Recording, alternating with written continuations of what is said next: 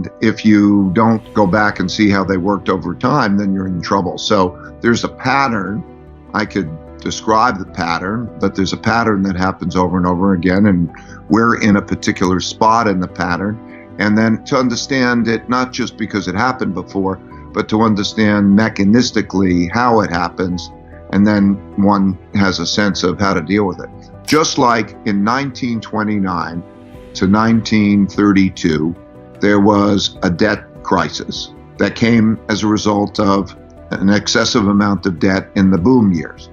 And then when you have that in 1932, we hit zero interest rates. And when they hit zero interest rates in 32, like in 2008, central bank prints money and buys financial assets. What happens in these cycles is that normally central banks can stimulate the economy by lowering interest rates. But when you hit zero interest rates, that doesn't work. So the last time it hit zero interest rates was 1932.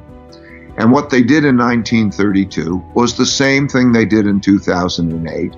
And that is that the central banks prints a lot of money and buys government bonds. And so we're doing that now. And just to be clear, the reason that they're doing that is so somebody has bought a government bond. The government is basically saying, hey, you, dear person, lend me the money. I'm going to build something, roads, whatever, but I'm going to pay you back in a year, 2 years, 10 years, whatever, plus interest, I would assume. That makes it worthwhile.